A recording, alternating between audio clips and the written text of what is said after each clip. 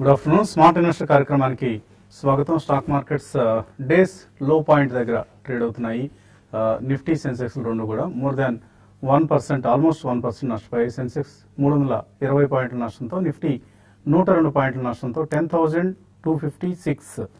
So ఇది almost ఇవాల్టీలో ఆ లో దగ్గర ట్రేడ్ అవుతున్నాయి. నిఫ్టీ బ్యాంక్ కూడా ఇందాకటి వరకు ఫ్లాట్గా ట్రేడ్ అయ్యి ఇప్పుడు నిఫ్టీ బ్యాంక్ కూడా నష్టాల్లో జారుకుంది. కొంతమేరకు పిఎస్యూ బ్యాంక్ స్టాక్స్లో కొనుగోళ్లు ఉన్నప్పటికీ బ్యాంక్ నిఫ్టీ కూడా 100 పాయింట్స్ వరకు నష్టంతో ట్రేడ్ అవుతుంది. సో మిడ్ క్యాప్స్లో కూడా కొంత సెల్లింగ్ చూస్తున్నాం మనం. అండ్ అడ్వాన్స్ డిక్లైన్స్ రేషియో గమనిస్తే 700 స్టాక్స్ పెరిగితే ఆల్మోస్ట్ ఒక 1000 స్టాక్స్ నష్టాల్లో ఉన్నాయి. సో కొన్ని స్టాక్స్ అవుట్ పర్ఫార్మ్ చేసే ప్రయత్నం చేస్తున్నాయి. Of course JP Associates, MMTC, ITDC, అలాగే Vakrangee, graphite, OBC, Allahabad Bank. So JP Associates ఇవాళ ఆల్మోస్ట్ నిన్న 17% పెరిగింది, మనకు తెలిసిందే. రాకేష్ జున్జున్వాలా స్టేక్ కొన్నారు అన్న వార్తలతో ఆయన 1870 దగ్గర ఎంటర్ అయ్యారు. ఇవాళ ప్రైస్ చూస్తే 2175, ఆల్మోస్ట్ 20% పైన పెరిగింది. లాస్ట్ 2 డేస్లోనే ఆల్మోస్ట్ 30% ఈ స్టాక్ పెరగడం చూస్తున్నాం. అండ్ ఎంఎంటీసీ స్ట్రాంగ్గా ఉంది, నవనీత్ ఎడ్యుకేషన్ స్ట్రాంగ్గా ఉంది, United Bank of India, Corporation Bank, Syndicate Bank, TV Today Network, Indian Overseas Bank, GHCL, Balakrishna Industries, Badarpur Industries, Aegis Logistics, ఇలాంటి కౌంటర్స్ అన్ని కూడా పాజిటివ్గా ట్రేడ్ అవుతుంటే నష్టాల్లో ఉన్నాయి.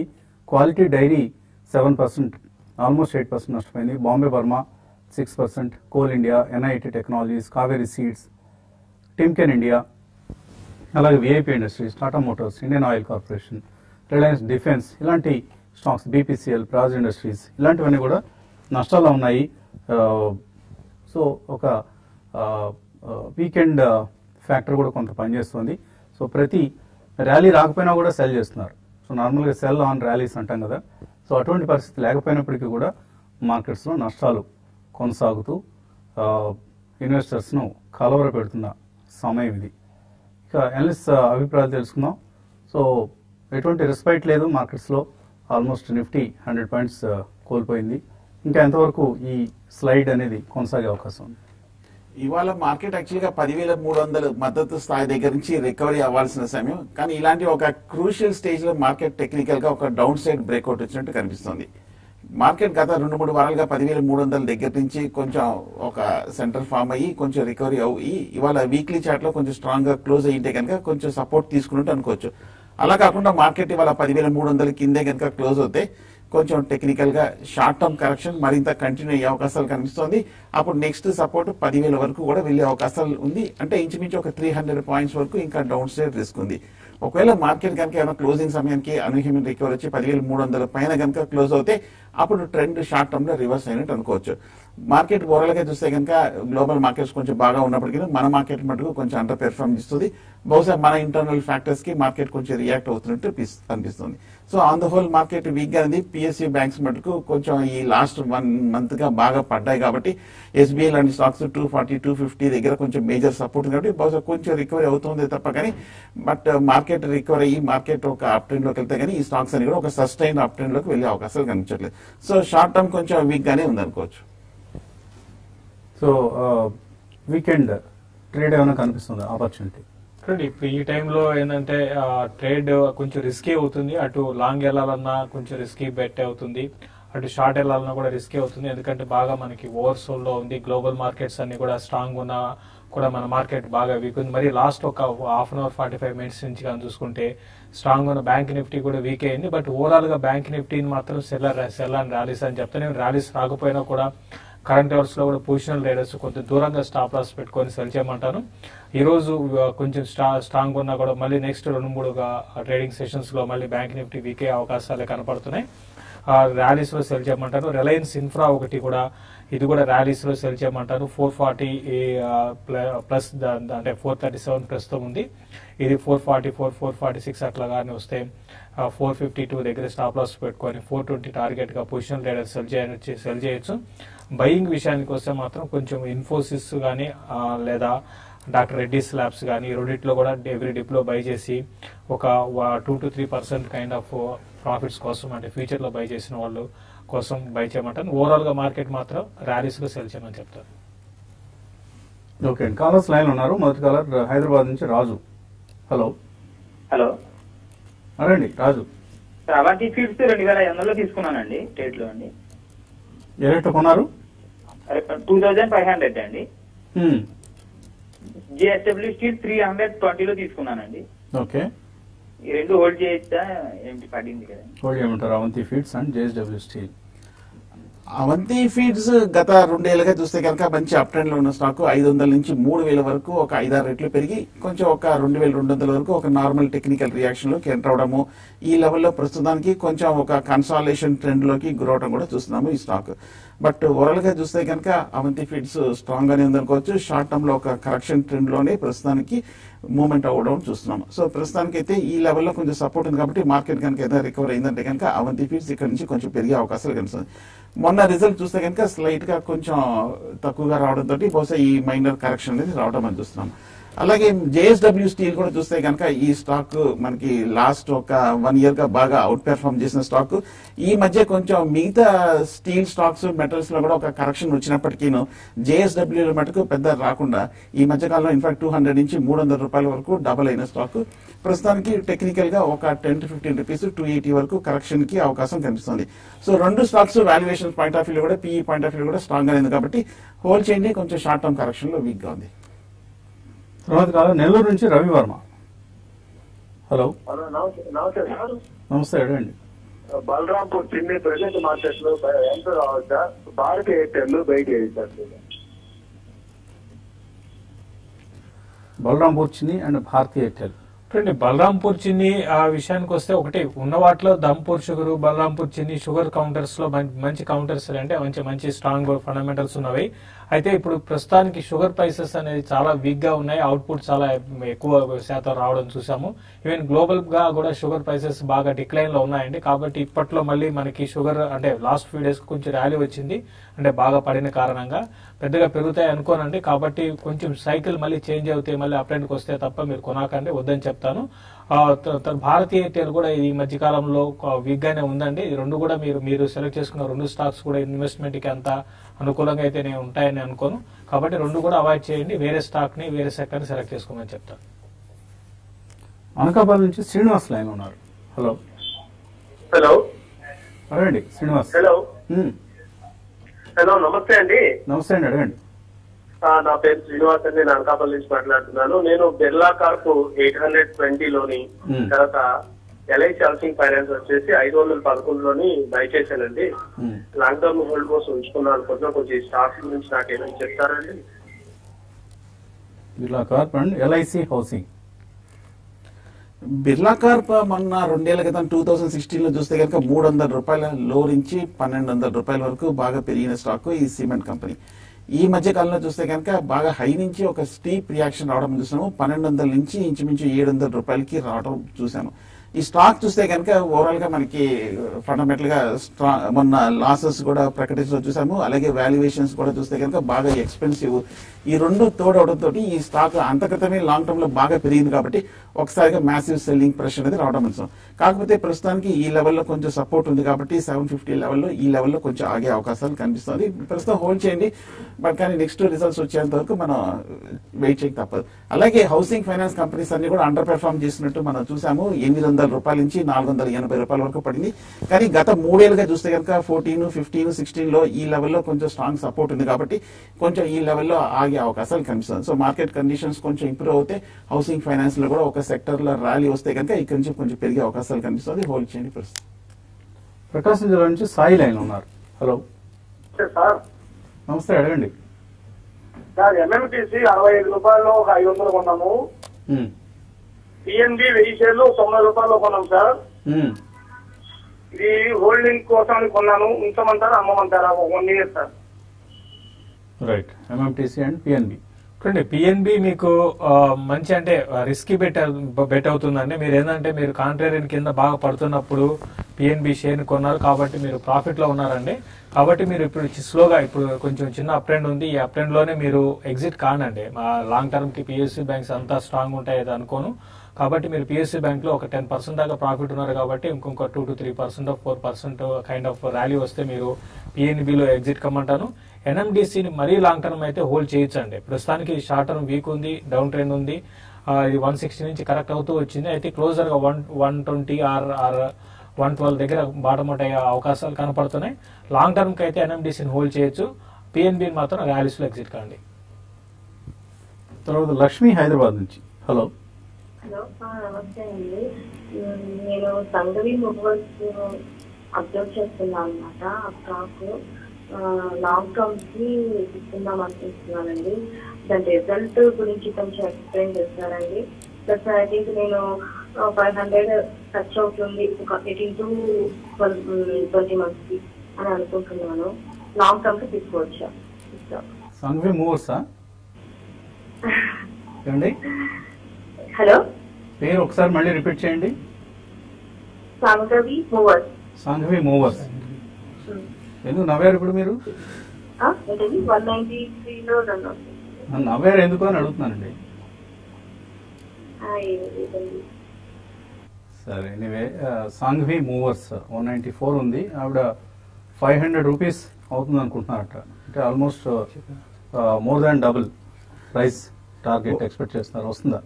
ఫండమెంటల్ గాను టెక్నికల్ గాను బాగా వీక్ గా ఉన్న స్టాక్. 400 రూపాయల హై నుంచి 130, 140 రూపాయల వరకు పడిన ఈ స్టాక్ ఈ లెవెల్లో ప్రస్తుతానికి కన్సాలిడేషన్ అవుతుంది.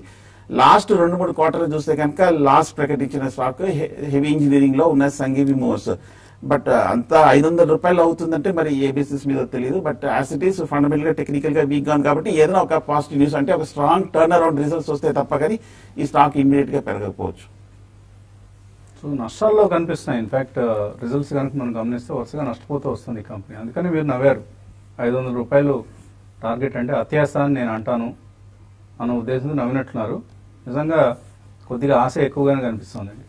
500 రూపీస్ టార్గెట్ అంటే మేబీ ఎప్పటికైనా అవుతుందేమో, but not in the near future. At least next 1.5 years వరకు అయితే అటువంటి పరిస్థితి కనపట్లేదు. అండ్ ఆఫ్ కోర్స్ కొద్దిగా it's working in a niche area and బాగా ఇంతకుముందు బాగా పనిచేసిన కంపెనీ. Maybe something is wrong in the recent past. So ఒకసారి మళ్ళీ ఫైనాన్షియల్స్ ఇంప్రూవ్ అయితే మీరు అనుకున్నట్లుగా పెరిగే అవకాశం ఉంటుంది. సాంఘవి మూవర్స్. మరిన్ని కాల్స్, మెయిల్స్ తీసుకునే ముందు కాసేపు ప్రకటన.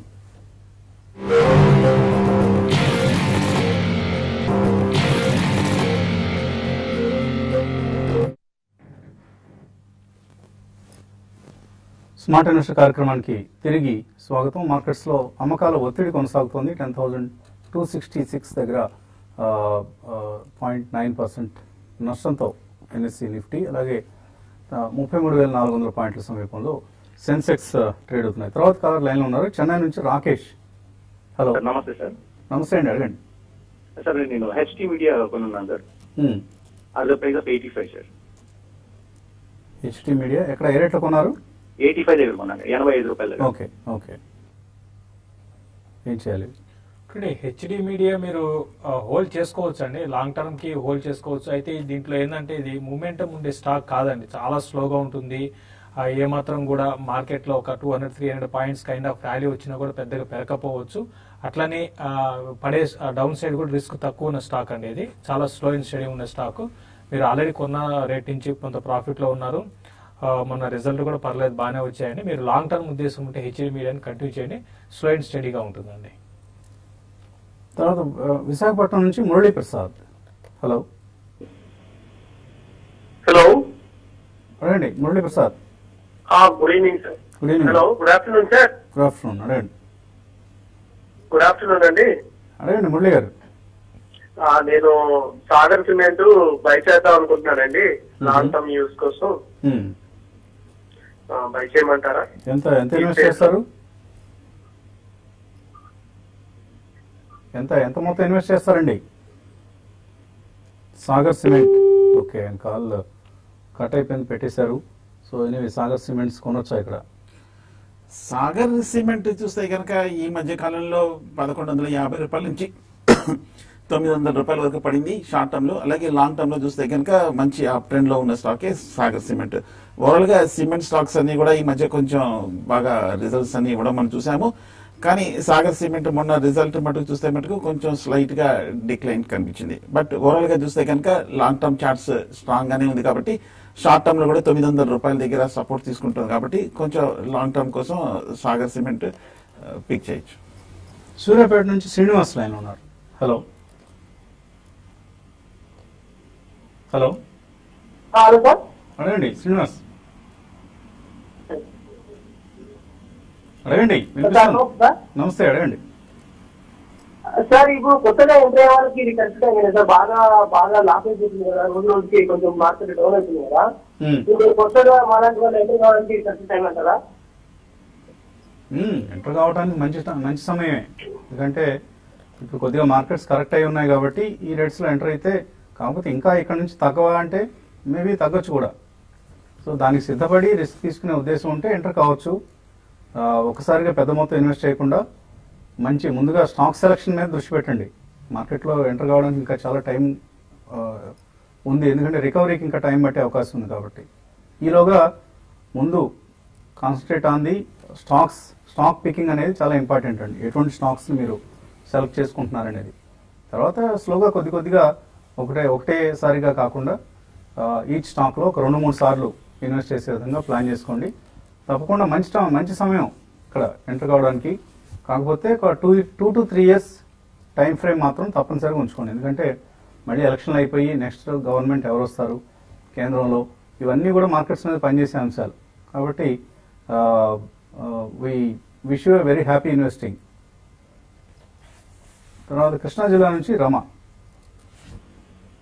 హలో, అడగండి రమ. హలో, నమస్తే అండి. నమస్తే అండి, ఒక చిన్న అడ్వైస్ కావాలండి. చెప్పండి. మరండి జనరల్ గా ఈ మార్కెట్ లో ప్రాఫిట్స్ వస్తాయి కదా, కొంతేమో ఈ గోల్డ్ రీస్, కొంతేమో మ్యూచువల్ ఫండ్స్ కి ఇన్వెస్ట్ చేస్తున్నాను. అయితే జనరల్ గా ఇంకొంచెం పోస్ట్ ఆఫీస్ కానీ మళ్ళీ బ్యాంక్ డిపాజిట్స్ ఈ స్టాక్స్ లోనే కొన్ని స్టిప్ లో కట్టుకోవచ్చు అని చెప్తూ ఉంటారు కదా, అలా చేయొచ్చంటారా? వీటిల్లో ఇంకా వచ్చిన దాన్ని ఏం చేయాలో అర్థం కాక మళ్ళీ స్టాక్స్ లోనే ఇన్వెస్ట్ చేస్తా అంటున్నాను. సో ఇలా వీటిలో కూడా కొంత అమౌంట్ పంపిస్తుంటారా అడుగుదామని. అంటే మీరు బాగా గందరగోళంగా ఉన్నారు మొత్తం మీద. కొన్నేమో మ్యూచువల్ ఫండ్స్ ట్రాన్స్ఫర్ చేస్తున్నాను కొంత ప్రాఫిట్ ని. చేయండి అలాగా. మీరు అన్ని రకాల అసెట్ క్లాసెస్ లో కూడా ఇన్వెస్ట్ చేయాలండి. మొత్తం అన్ని స్టాక్స్ లోనే పెట్టమని ఎప్పుడు చెప్పం మేము. సో అసెట్ అలొకేషన్ అనేది ముఖ్యం అండి. మనకి ఉన్న వాట్ ఎవర్ 100 రూపాయల మొత్తం మన దగ్గర ఇన్వెస్ట్ చేయడానికి సిద్ధంగా ఉంటే దాన్ని కొంత భాగం గోల్డ్ లో, కొద్దిగా మ్యూచువల్ ఫండ్స్ లో, వీలైతే ఏమైనా మరీ పెద్ద మొత్తం ఉంటే కొంత భాగాన్ని రియల్ ఎస్టేట్ లో, మిగతాది మనం షేర్లలో ఇలా. సో ఎవరి రిస్క్ అప్టైట్ని బట్టి వాళ్ళు అట్లీస్ట్ ఒక 52, ఇప్పుడు మీరున్న వయసు, మొన్న విజయవాడ వచ్చినప్పుడు చూసాం కదా మిమ్మల్ని. సో మీరు అట్లీస్ట్ ఒక 50 to 60% ఈక్విటీస్లో ఇన్వెస్ట్ చేయొచ్చు. మిగతా మొత్తాన్ని మీరు చెప్పినట్లుగా other asset classes like fixed deposits కావచ్చు, పోస్ట్ ఆఫీస్ సేవింగ్ స్కీమ్స్ కావచ్చు, ఇటువంటి వాటిలో కూడా ఇన్వెస్ట్ చేయాలి. సో ఎప్పుడు కూడా అసెట్ అలొకేషన్ మారకుండా ఉండాలండి. బుల్ మార్కెట్ అయినా బేర్ మార్కెట్ అయినా కూడా మనం ఏం చేస్తాం, బుల్ మార్కెట్లో మొత్తం తీసుకెళ్లి స్టాక్స్లో పెడతాం. సో అటువంటి పద్ధతి కంటే అసెట్ అలొకేషన్కి స్ట్రిక్ట్గా స్టిక్ అయి ఉండడం అనేది మంచి సాంప్రదాయం, మంచి డిసిప్లిన్ కూడా అది. సో ఆ డిసిప్లిన్ అలవర్చుకుంటే ఎప్పుడు మార్కెట్స్ ఎటుపోయినా కూడా మనకేమీ బెంగ ఉండదు. తర్వాత కొన్ని ఈమెయిల్స్ కూడా వచ్చాయి. వెంకట నాగ అమర్ అడుగుతున్నారు, వర్ధమాన్ పాలీ 50 రూపీస్లో, రుచి సోయా 25 రూపాయల్లో, అండ్ ఎల్ఐసి హౌసింగ్ ఫైనాన్స్ 550లో కొన్నారు. ఏం చేయాలి? వర్ధమాన్ పాలీ 50లో కొన్నారు. వర్ధమాన్ పాలీ చూస్తే కనుక బాగా వీక్ గా ఉన్న స్టాక్. ఈ స్టాక్ గత 2 ఏడాది బట్టి చూస్తుంటే కనుక 95 రూపాయల దగ్గర నుంచి 20 రూపాయలకి రావడం చూస్తున్నాము. ఓవరాల్ గా ఈ టెక్స్టైల్ స్టాక్ చూస్తే కనుక బాగా టెక్నికల్ గా వీక్ గా ఉందని కనిపిస్తుంది. బట్ ప్రస్తుతానికి ఏదైనా కొంచెం ర్యాలీ వస్తే కనుక ఎగ్జిట్ అవ్వండి. ఓవరాల్ గా ఫండమెంటల్స్ కూడా చూస్తే కనుక ఫైనాన్షియల్స్ కో బాగా వీక్ గా ఉన్న స్టాక్ వర్ధమాన్ పాలీ. అలాగే రుచి సోయా కూడా చూస్తే కనుక బాగా వీక్ గానే ఉంది. గత 2 ఏళ్ళుగా చూస్తే కనుక ఈ స్టాక్ ఒక 50 రూపాయలు హై నుంచి మనకి ఇంచుమించు ఈ బిలో కూడా రావడం చూస్తాం.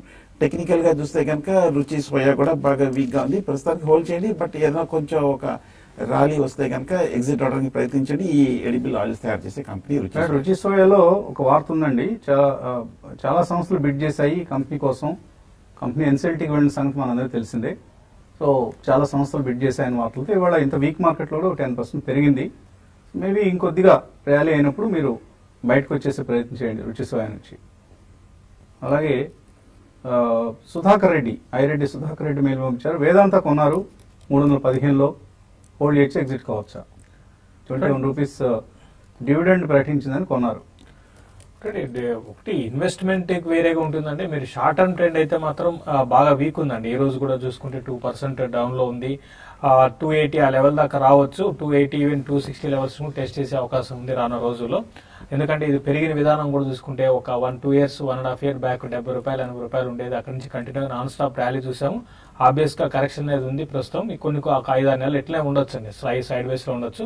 మీరు లాంగ్ టర్మ్ ఇన్వెస్ట్ అయితే కంటిన్యూ చేయండి. కాదు షార్ట్ టర్మ్ వ్యూతో మాత్రం మీరు డివిడెండ్ కోసం అయితే మాత్రం కొంచెం డివిడెండ్ రాగానే మీరు ఎగ్జిట్ తీసుకోమని చెప్తాను ర్యాలీస్ లో. అవంతి ఫీడ్స్ 2100లో కొన్నారు, ఇంకా యాడ్ చేసుకోవచ్చా లాంగ్ టర్మ్ వ్యూతో అంటున్నారు. వాసు హైదరాబాద్ నుంచి. మేబీ డిక్లైన్స్ వచ్చినప్పుడు యావరేజ్ చేసుకోవచ్చండి. It's a company doing well, extremely doing well. తర్వాత అబ్దుల్ రవూఫ్, నాల్కో 71 రూపాయలు ఉన్నాయి, లాస్లో ఉన్నారు. అలాగే హిందాల్కో, విప్రో కూడా లాస్లో ఉన్నారు. ఏం చేయాలి? నేషనల్ అల్యూమినియం కూడా కొంచెం కరెక్షన్ ట్రెండ్ లో ఉంది. 95 రూపాయల దగ్గర నుంచి 60 రూపాయలకి పడింది. అలాగే హిండాల్కో కూడా పడింది. మెటల్ స్టాక్స్ అన్ని కూడా కరెక్షన్ ట్రెండ్ కి గురైనాయి. కానీ ఈ లెవెల్లో కొంచెం సపోర్ట్ ఉంది కాబట్టి మార్కెట్ కండిషన్స్ కొంచెం బాగుందంటే ఇక్కడి నుంచి పెరుగుతుంది.